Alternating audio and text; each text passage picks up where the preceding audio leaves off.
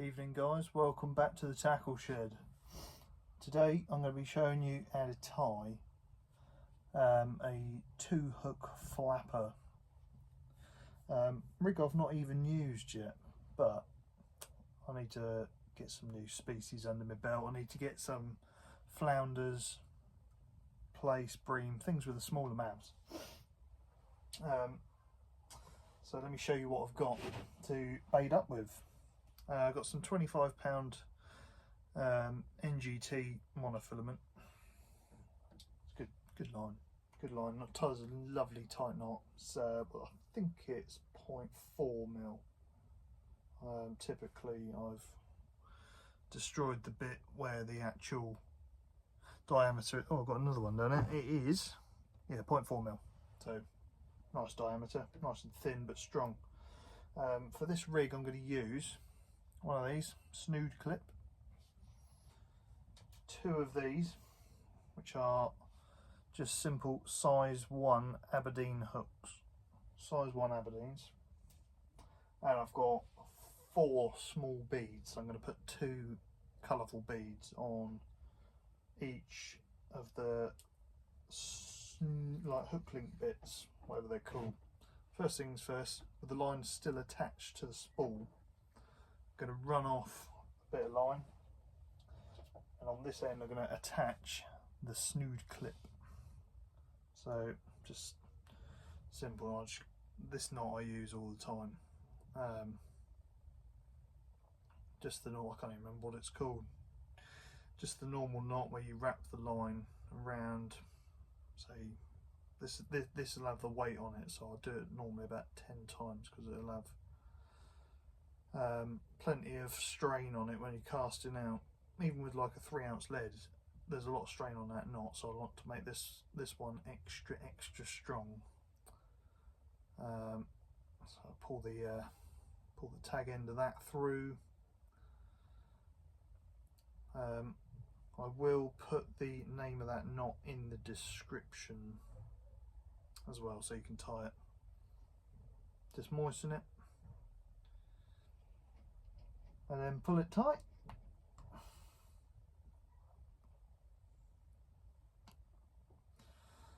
Make sure I get a nice tight knot. Sometimes you don't moisten the line enough and it won't make a tight knot.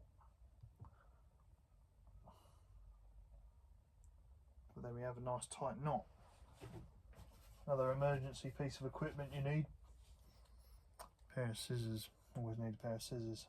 With the tag end, I always like to cut about 4 or 5 mil on my tag end, just to make sure that that's going to be nice and tight.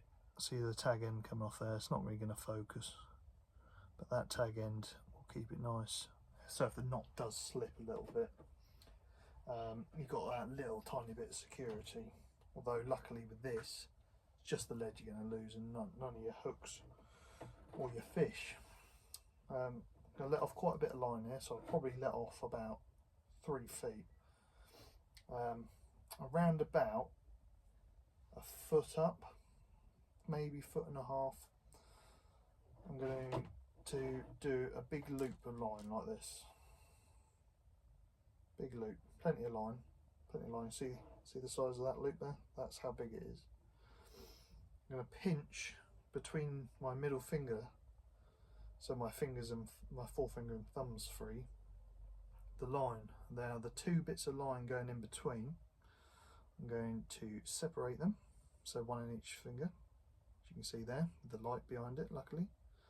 And then I'm just going to twist them over each other about 5 or 6 times.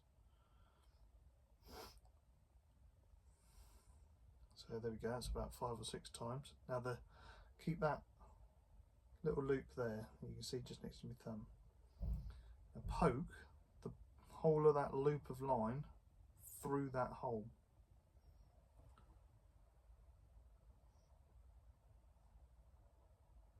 And then you should end up with a twist either side with this line coming through. Just want to moisten it a little bit, just with a bit of saliva on your thumbs.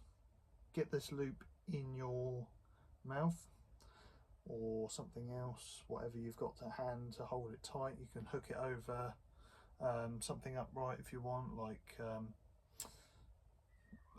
any sort of upright thing, like a screw you've got. Just put it tight. And then there's two ends of the line, you pull tight whilst making sure you pull, make sure this loops through. Now what you should end up with, if I can get it close enough to the camera, is a little tiny knot like that with this whole loop of line. Now, very counterintuitive the first time I'd done it, especially. I was like, well, it's still one solid piece of line, you can't cut it off. But you can. If you cut one end of the line, you then have a separate piece of line coming off. That is where you're going to slide your beads, and your hook will go on the end. Now that is just dangling around. There's no weight or anything attached to that. And also, somehow, I don't know how, but that knot almost acts as a swivel. It seems to pivot nicely around it. But once I've straightened this bit of line up and done another loop about another foot up the line, I will have the beginnings of my 2-hook flapper. In the last couple of seconds I've tied another loop, so now I have 2 loops. I've cut off probably about, what's that, a foot and a bit, and now I'm going to tie on another piece of equipment I forgot to mention. Just a singular ring swivel.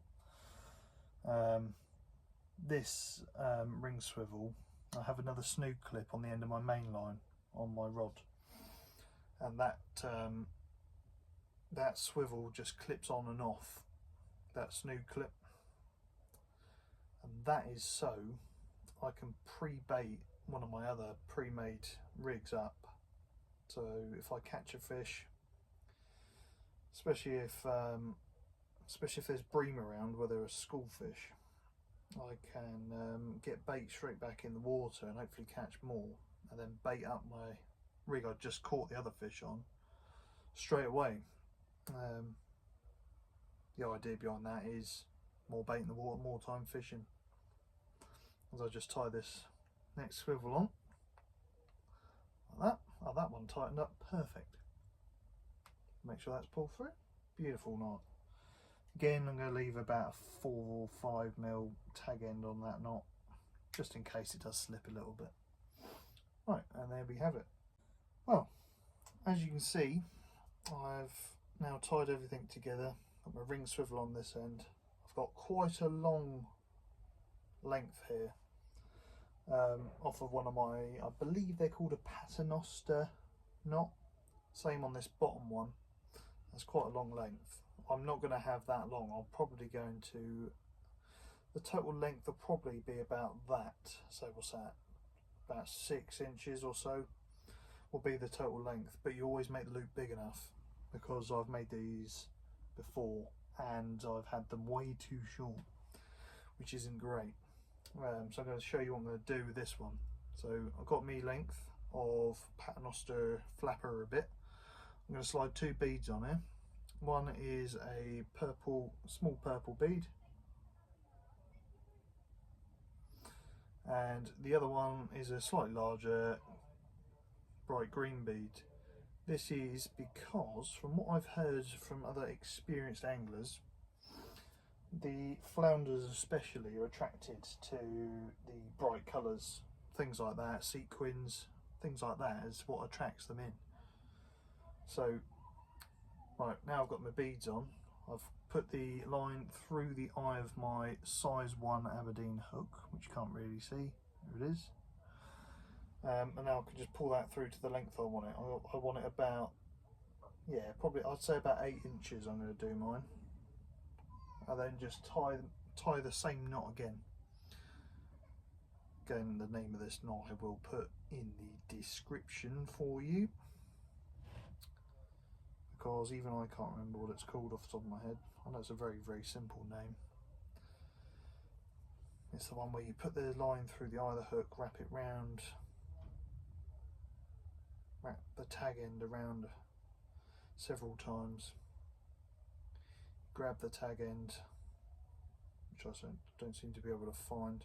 Grab the tag end, put it back through the loop just above the eye, through the loop of the line, pull it tight, and then back through the, can you see that loop? Can you see that loop just on the top there? Might just be able to see it. You poke the tag end back through there,